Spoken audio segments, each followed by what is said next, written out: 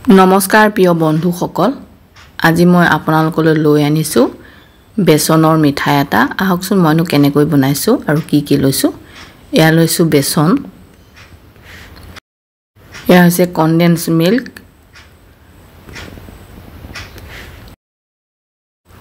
ওপৰতে সজাই দিবলৈ এয়া লৈছোঁ বাদাম কেইটামান।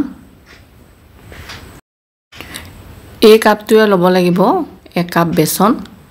যদি সৰু কাপটোৱে লয় তেতিয়া এই কাপটোৰে 1.5 কাপ বেচন দিব লাগিব। জোখটো আপোনালোকে ভালকৈ চাই ল'ব। কনডেন্স মিল্কটো এই কাপটোৰে দিব লাগিব 1 কাপ আৰু গৰু ঘিউ দিব লাগিব 1 কাপ। মই গৰু ঘিউ আৰু কনডেন্স মিল্ক সমান জোখতে দিম, আপোনালোকে মন কৰি ল'ব। এইটো হৈছে গৰু ঘিউ, এইটো গৰু ঘিউৱে মই 1 কাপ দিম, সৰু কাপটোৰে মানে ডাঙৰ কাপটোৰে আধা কাপ। এতিয়া চালনী এখন লৈ লৈছোঁ আৰু বেচনটো মানে পেকেটৰ পৰা 1 কাপ বেচন উলিয়াই লৈছোঁ। কেঁচি এখনেৰে এনেকৈ পেকেটটো কাটি লৈছোঁ, কাপটোতে উলিয়াই ল'লোঁ।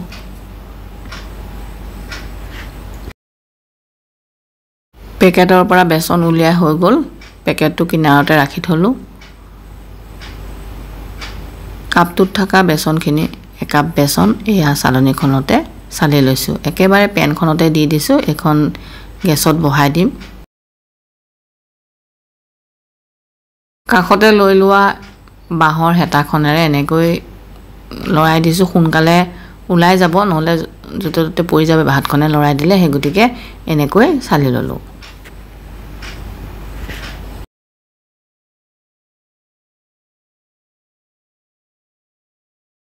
গোটেইখিনি চালি হৈ গ'ল, অকণমান থাকি গৈছে গোটা, সেইখিনি ৰাখি থলোঁ চালনীখনতে।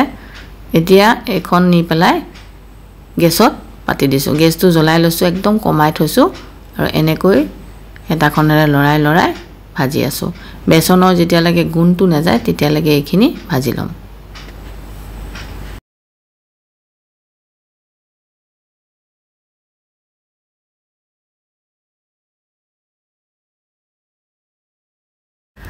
পোন্ধৰ মিনিটমান ভজাৰ পিছত এয়া দি দিছোঁ গৰু ঘিউ। গৰু ঘিউ আন্দাজমতে মই দিছোঁ, হেতাখনেৰে এহেতা, মানে 1 কাপ হ'ব।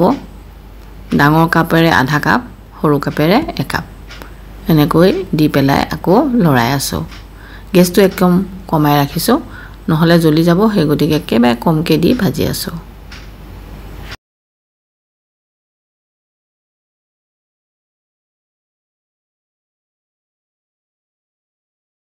বেচনৰ এই মিঠাইটো খাবলৈ খুবেই সোৱাদ হয় আৰু ভাল লাগে, যিহেতুকে ইয়াত মই চেনি নিদিওঁ, গুড় নিদিওঁ, কনডেন্স মিল্ক দিয়ে বনাম। সেই গতিকে এটা সোৱাদ বেলেগেই আহে। আপোনালোকে যদি এনেকৈ বনাই খোৱা নাই মিঠাই, বনাই খাব পাৰিব। আৰু এয়া 1 কাপ দি দিছোঁ কনডেন্স মিল্ক, অলপ অলপকৈ দি দিছোঁ। অকণমান দিয়াৰ পিছত লৰাই আছোঁ, পিছত আকৌ যিখিনি আছে সেইখিনি ঢালি দিছোঁ।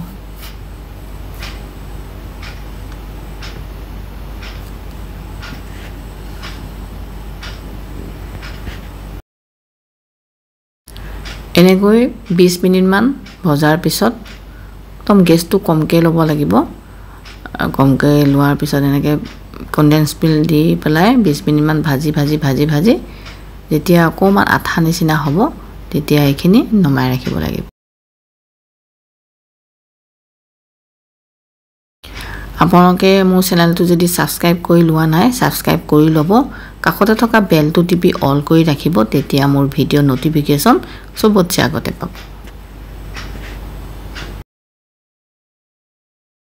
ধুনীয়া গোন্ধ আহিবলৈ ইলাচি পাউডাৰ অকণমান দি দিছোঁ। ইলাচি পাউডাৰকণ দি পেলাই এনেকৈ লৰাই আছোঁ।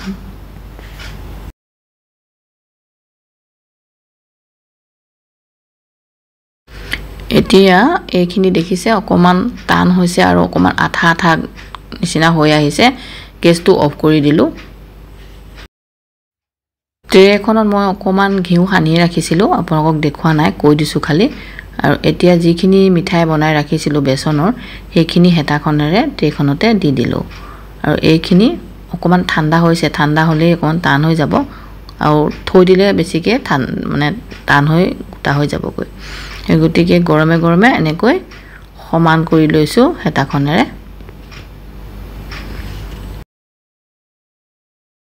চামুচে যিখিনি হেতাত লাগি আছিল অকণমান সেইখিনি এৰুৱাই পেলাই এতিয়া চামুচখনেৰে গোটেইখিনি মিলাই লৈছোঁ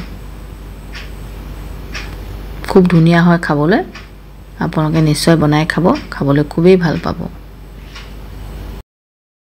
মই এনেকৈ মিঠাইটো বেচনত বনালোঁ আপোনালোকে ময়দা আটা আৰু পিঠাগুড়ি বনাই খাব পাৰিব আৰু খাবলৈ খুবেই ভাল পাব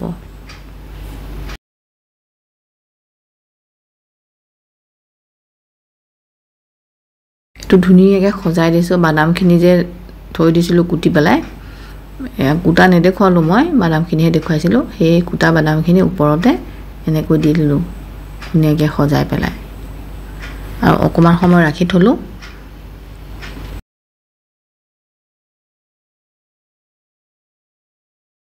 এইটো মই চুৰি কটাৰী এখনে এনেকৈ দীঘল দীঘলকৈ কাটি থৈছিলোঁ আপোনালোকক দেখুওৱা নহ'ল আৰু এয়া এপিচ এনেকৈ দেখুৱাই দিছোঁ বৰ ডাঙৰ হৈছে এই গতিকে মই ভাবিলোঁ সৰুকৈ দুপিচ কৰি দিওঁ যিহেতুকে মিঠাই খোৱা মানুহ আমাৰ ঘৰত কম দুজনেই আছোঁ সেই গতিকে আৰু এনেকৈ মাজেদি কাটি আপোনালোকক দেখুৱাই দিলোঁ সৰু সৰু এপিচ এপিচ কৰি পেলাই